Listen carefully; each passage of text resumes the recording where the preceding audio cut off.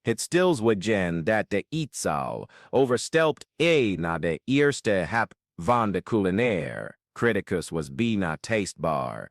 Alsof de lucht zelf was stilgevallen, wachtend op het vonnis, dat alles voor altijd zal veranderen. Clara Jansen peest voor de 10e keer die ochtend haar witte short aan, haar handen trilden onmerkbaar, terwijl ze voor het eerste koken van restaurant de kouden leeuw bekeek. De stoom van de pannen creëerde een bijna mystieke nevel in de ruimte, maar kon de spanning die in de lucht hing, als een dreigende onweerswolk, niet verbergen. De andere koks bewogen zich in religieuze stilte, hun blikken schoten automatisch weg, zodra Serge de Vries, de kokenkoning, met zijn zware, gecalculeerde passen tussen de werkbladen liep. Zandvoort was een klein stadje waar iedereen de verhalen kende en het verhaal van Serge werd in fluistertonen verteld.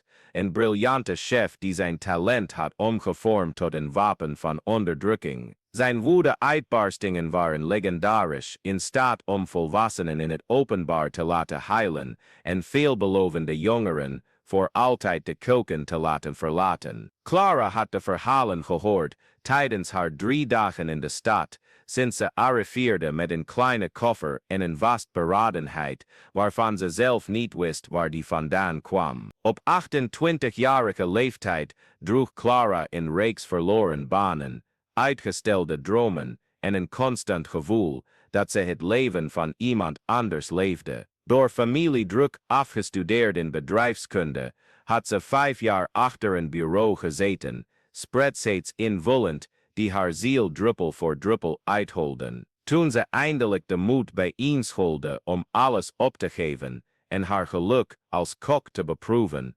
ontdekte ze dat de wereld van de gastronomie nog vreder kon zijn dan de zakelijke wereld. Jij, nieuweling. Serge's stem sneed door de lucht als een scherp mes, waardoor Clara ogenblikkelijk haar hoofd opstak. Hij observeerde haar, met die kleine doordringende ogen, die door mensen heen leken te kijken, en precies te vinden waar het meest pijn deed. Aangezien het je eerste dag is, laten we zien waar je uit bent gemaakt. Ik wil dat je een filet au poivre maakt. Je hebt 45 minuten. Het gemurmel dat zich door de keuken verspreidde was, als het zoomen van nervoze bijen. Clara zag de medelijdende uitdrukking op de gezichten van haar collega's en begreep meteen, dit was een valstrik. De filet au poivre was het specialiteit van het huis, het gerecht dat de gouden leeuw op de gastronomische kaart van de regio had gezet. Het was ook het recept dat Serge gebruikte om beginners te vernederen, ze te zien struikelen over de technische details, terwijl hij elke fout met sadistisch plezier aanwees. Clara knikte zwijgend en ging naar de voorraadkamer. Haar handen, die enkele minuten eerder hadden getrild, bewogen nu met een vreemde precisie, alsof ze geleid werden door een herinnering waarvan ze niet wist dat ze die bezat. Terwijl ze de ingrediënten koos, begonnen fragmenten van herinneringen op te duiken uit de diepten van haar geest, als bubbels die naar het oppervlak van een donker meer stegen. Ze was 9 jaar oud en zat op het hoge krukje in de keuken, terwijl ze de gehavende handen van haar opa Francesco zag dansen over de ingrediënten. La cucina è un orchestra, piccola Clara, zei hij met zijn nog steeds zware Italiaanse accent na 40 jaar in Nederland. Ogni ingrediente deve cantare in armonia. Francesco was chef-kok geweest in Rome voordat hij emigreerde en bracht recepten mee die mensen emotioneel deden huilen. Maar een beroerte op 65-jarige leeftijd had zijn handen voor altijd tot zwijgen gebracht en daarmee ook de lessen die Clara nog maar net begonnen was te leren. Waar wacht je op? In wonder, Serge's sarcastische stem bracht haar terug naar het heden. Hij leunde tegen het aanrecht, armen gekruist, en vrede glimlach speelde op zijn lippen. Misschien had je beter op je kantoorstoel kunnen blijven zitten. Clara antwoordde niet. In plaats daarvan stak ze het fornuis aan en begon te werken. Haar bewegingen werden steeds vloeiender, alsof een onzichtbare kracht haar handen leidde. Het vlees werd met de precisie van een chirurg gekruid, de peper precies gemalen, de cognac verhit tot het ideale punt om te vlammen. Elke beweging droeg een elegantie die ze niet wist te bezitten, en stille dans die nieuwsgierige blikken van de andere kooks begon te trekken. Het geheim zit niet in de techniek, Bambina, fluisterde de stem van haar opa in haar herinnering. Het geheim zit nel amore. Als je met liefde kookt, weet het eten het. Het draagt je ziel over aan wie het gaat eten. De geur die zich door de keuken verspreidde was als een olfactorische symfonie. Rijk, complex, met smaklagen die zich geleidelijk onthulden. Clara zag Serge midden in een zin stoppen, zijn neusvleugels verwijd, terwijl hij probeerde te identificeren wat er anders was aan dit ogenschijnlijk gewone gerecht. De andere medewerkers kwamen discreet dichterbij, gemagnetiseerd door een parfum dat herinneringen opriep aan speciale maaltijden en momenten van geluk. Toen Clara de filet au poivre eindelijk opmaakte, trilden haar handen niet meer. Het gerecht voor haar was een kunstwerk, het vlees perfect gehaard, de fluweelzachte saus reflecteerde het licht als vloeibare zijde, de verse kruiden waren met een natuurlijke nonchalance geplaatst, maar het resultaat van een verfijnde techniek, die ze niet eens wist te beheersen. Serge proefde het gerecht in stilte. Clara zag zijn gezichtsuitdrukking subtiel veranderen. Eerst verrassing, dan iets dat verwarring kon zijn, en uiteindelijk een emotie die ze niet kon identificeren. Voor een paar seconden die als een eeuwigheid aanvoelden, zweeg de beroemde keukentiran, terwijl hij smaken verwerkte die hij duidelijk niet had verwacht. Het is acceptabel, was alles wat hij zei, maar Clara merkte de aarzeling in zijn stem op, de manier waarop hij haar blik vermeed. Morgen werk je op de grill met de andere beginners. Op die avond keerde Clara terug naar het kleine appartement dat ze in het stadscentrum had gehuurd, haar benen wankelend van vermoeidheid en emotie. Voor het eerst in jaren had ze het gevoel iets gedaan te hebben dat echt belangrijk was. Maar tegelijkertijd stortte een lawine van lang onderdrukte herinneringen over haar heen, als een gebroken dam. 16 jaar oud was ze toen haar opa Francesco stierf, en met hem alle culinair dromen die hij in haar kinderhart had geplant. Clara's ouders, altijd praktisch ingesteld, gebruikten de rol om haar in een veiliger richting te sturen. Kokerij biedt geen toekomst, dochter. Je bent te slim om je leven in een keuken te verspillen. En Clara, nog steeds kwetsbaar door het verlies, geloofde hen. Ze stopte opa's recepten in een doos op de zolder van haar geheugen en probeerde zichzelf te overtuigen dat ze was vergeten hoe liefde kon smaken. De weken daarna werkte Clara in stilte, absorberend elke beweging, elke techniek, elk geheim dat de keuken van restaurant de Gouden Leeuw te bieden had. Serge bleef vreed tegen iedereen, maar ze merkte dat zijn aanvallen op haar minder heftig waren geworden. Het was alsof hij wachtte, observeerde, probeerde te begrijpen wat er op die eerste dag was gebeurd. De andere medewerkers begonnen Clara tijdens de pauzes op te zoeken. Mark, een souschef van 40, die door Serge zo vaak was afgebroken dat hij niet meer kon koken zonder trillende handen, vroeg haar om tips over kruiden. Anne, de banketbakster die elke week op het toilet heelde na de publieke vernederingen, begon weer te lachen toen Clara haar gebak oprecht prees. Langzaam, bijna onmerkbaar, begon de sfeer in de keuken te veranderen. Je hebt iets anders, zei Mark op een middag, terwijl ze samen aardappelen schilden. Ik weet niet wat het is, maar sinds jij er bent, is hij. Ik weet niet, rustiger.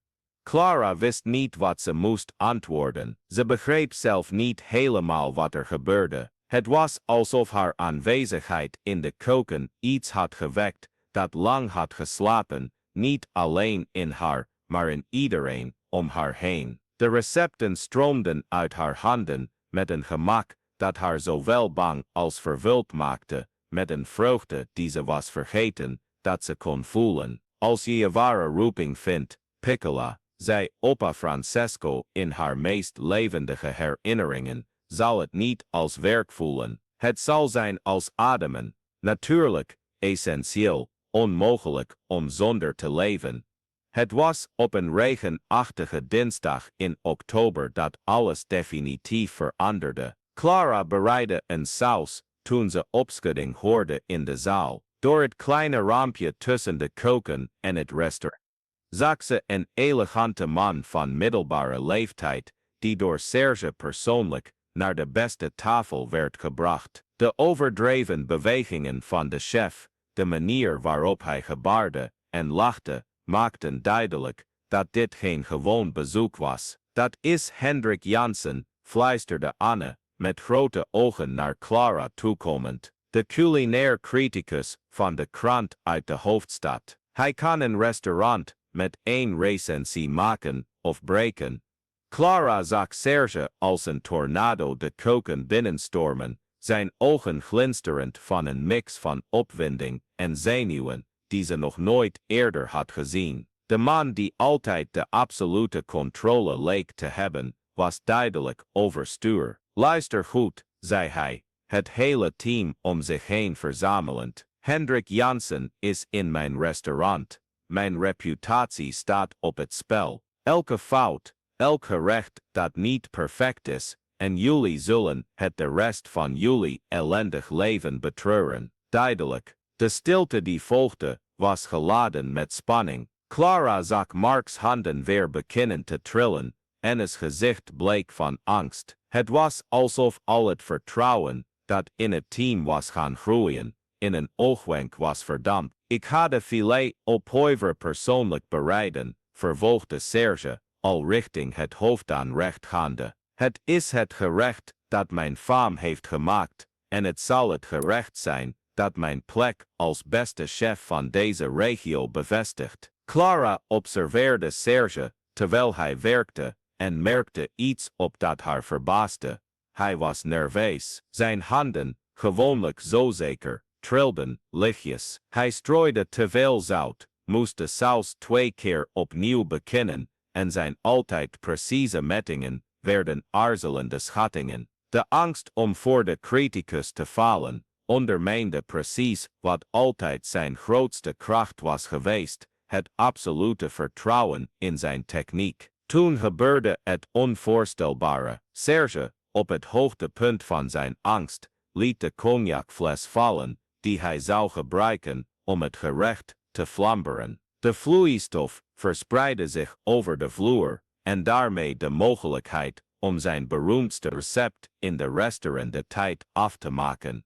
Voor een moment was de stilte in de keuken absoluut. Iedereen keek toe hoe Serge verlamd stond voor zijn fout, de man die anderen altijd klein en onbekwaam liet voelen, nu zelf hetzelfde gevoel van machteloosheid ervoer dat hij zoveel anderen had aangedaan.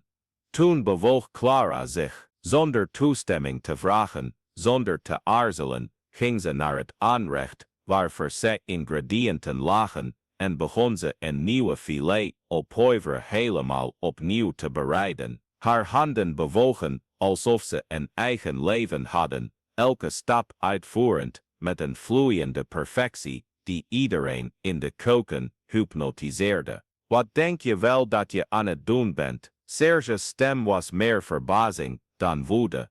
Clara stopte niet met werken. Uw restaurant redden, zei ze eenvoudig, haar kalme stem in contrast met de emotionele chaos om haar heen. Op dat moment voelde Clara de aanwezigheid van opa Francesco, alsof hij naast haar stond, haar handen leidde, bemoedigende woorden in het Italiaans fluisterde. Alle vergeten lessen, alle verloren smaken, alle passie die jarenlang onder conformisme was begraven, kwamen naar boven in een explosie van sensorische herinneringen die haar deed huilen terwijl ze kookte. Het aroma dat zich verspreidde was nog intenser dan de eerste keer, rijker, complexer, met een emotionele diepte die de simpele kooktechniek oversteeg. Het was alsof Clara haar hele ziel in dat gerecht had gelegd, niet alleen haar eigen emoties kanaliserend, maar ook de liefde van haar grootvader, de wijsheid van generaties koks, die begrepen dat eten veel meer was dan simpele voeding. Toen ze de filet au poivre opmaakte, was zelfs Serge stil.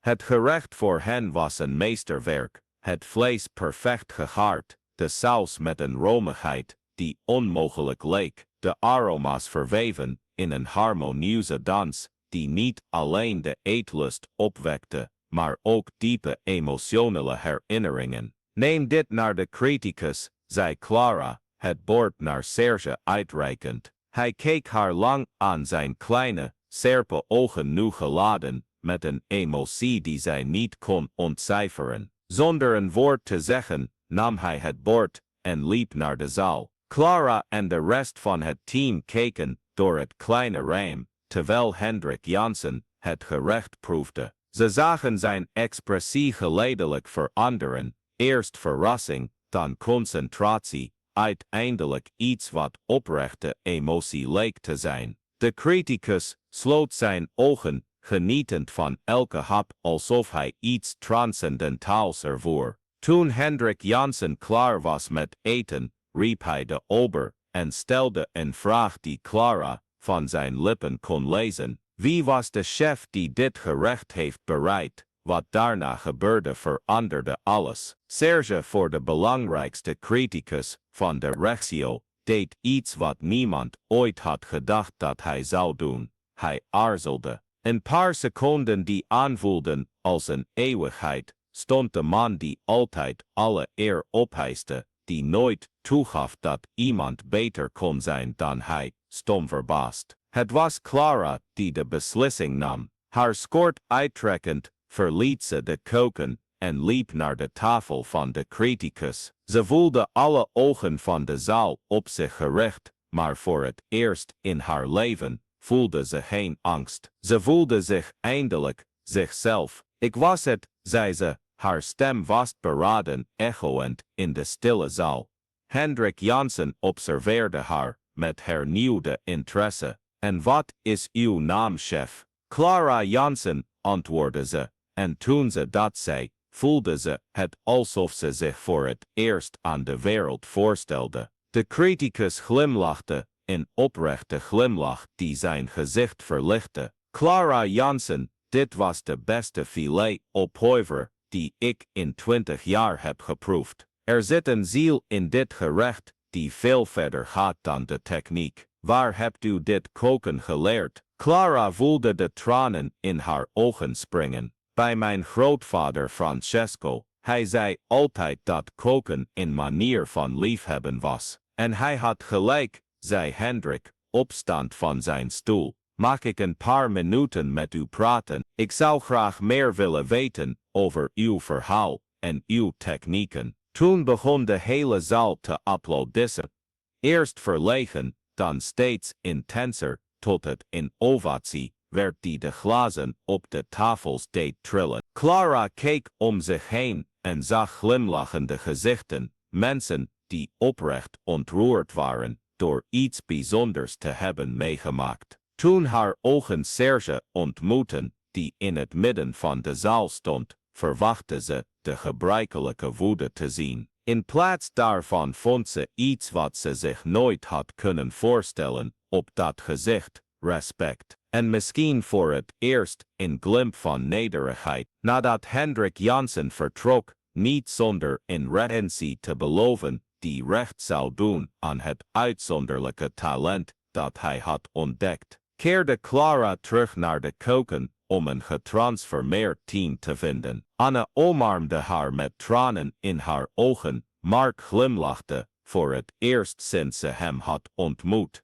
En zelfs de obers waren bijeengekomen om haar te feliciteren. Je moet je inschrijven op mijn YouTube-kanaal, zei Anne, ontroerd. Ik moet je reis volgen, van je leren. En ik zet het belletje aan zodat ik geen video mis. Mensen zoals jij moeten gevolgd worden door mensen die echt de waarde begrijpen van het transformeren van dromen in realiteit. Je verhaal zal zoveel mensen inspireren om niet op te geven, hun ware talenten. Serge naderde toen de menigte zich eindelijk verspreidde. Clara bereidde zich voor op de confrontatie, maar hij verraste haar opnieuw. 20 jaar, zei hij, zijn stem lager dan normaal. 20 jaar aan het bouwen van dit restaurant, deze reputatie. En in één nacht toonde een onbekende die een maand geleden is aangekomen me dat ik vergeten was waarom ik ben begonnen met koken.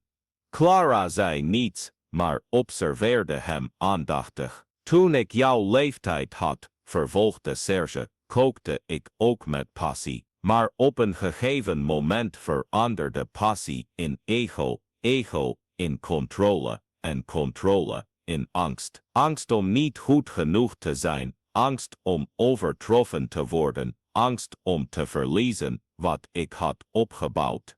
Hij keek om zich heen in de keuken, alsof hij hem voor het eerst in jaren zag. Je hebt me vandaag aan iets herinnerd wat ik was vergeten. Dat ware grootsheid in de keuken niet komt van het vernederen van anderen, maar van het verheffen ervan. Niet van de angst die wij opleggen, maar van de inspiratie die wij opwekken. Clara voelde haar hart sneller kloppen. Dat gesprek was het laatste wat ze had verwacht te hebben met Serge de Vrij. Ik wil een voorstel doen, zei hij, eindelijk haar ogen ontmoeten. Word mijn partner, niet mijn werknemer, mijn partner. Help me om deze plek te transformeren in wat het altijd had moeten zijn, een plek waar talent wordt gekoesterd, niet vernietigd.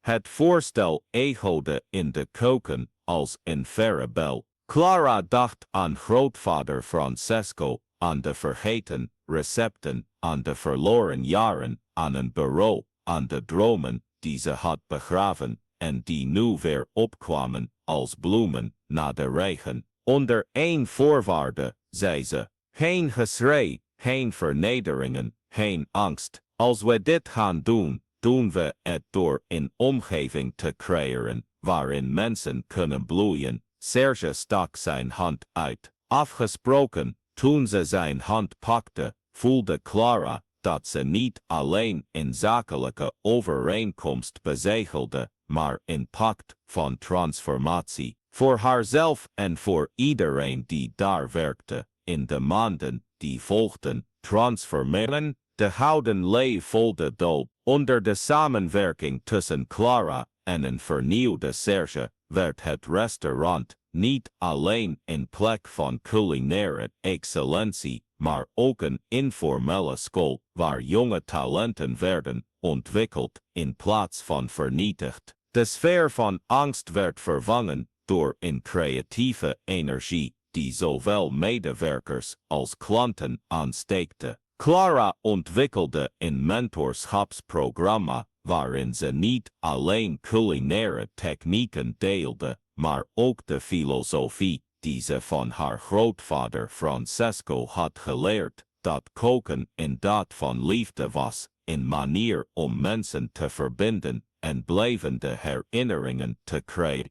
Mark herwon zijn zelfvertrouwen en werd een uitzonderlijke souschef. Anne begon innovatieve desserts te creëren die de nieuwe specialiteit van het huis werden. De recensie van Hendrik Jansen werd een maand later gepubliceerd onder de titel De Renaissance van de Gouden Leeuw, wanneer de ziel de techniek ontmoet. De tekst prees niet alleen het uitzonderlijke eten, maar benadrukte ook de culturele transformatie van het restaurant, waarbij Clara werd gecrediteerd als de katalysator van een verandering die onmogelijk leek. Op een zondagmiddag, 6 maanden na die noodlottige dag, stond Clara in de keuken een speciaal gerecht te bereiden, toen ze tussen haar spullen het kookboek van grootvader Francesco aantrof dat ze in haar versleten rugzak had meegenomen. De door de tijd vergeelde pagina's bevatten niet alleen ingrediënten en instructies, maar ook herinneringen aan een liefde die haar had gevormd, tot wie ze werkelijk was. Dank je wel, nonno, fluisterde ze, terwijl ze haar vingers over de handgeschreven Italiaanse woorden streekte. Om me te leren dat het nooit te laat is om naar huis terug te keren. Serge kwam dichterbij, een dienblad, met 2 kopjes koffie in zijn handen. Aan je grootvader aan het denken, vroeg hij, terwijl hij haar een kopje aanbood. Altijd, antwoordde Clara, terwijl ze, met een glimlach, de koffie aannam.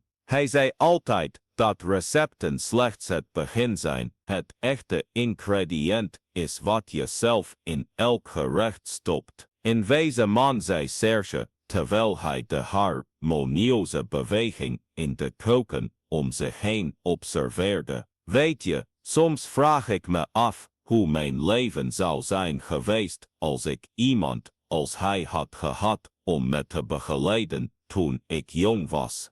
Clara keek hem met genegenheid aan. De man die ooit bekend stond als de koning van de pan was veranderd in een genereuze mentor, iemand die vreugde vond in het zien van anderen die schitterden, in plaats van zich bedreigd te voelen door hun successen. Het is nooit te laat om opnieuw te beginnen, zei ze. Dat heb je me onbewust geleerd, toen de zon die middag onderging, de hemel schilderend in gouden tinten, die zich weerspiegelden in de ramen van de houten leegte.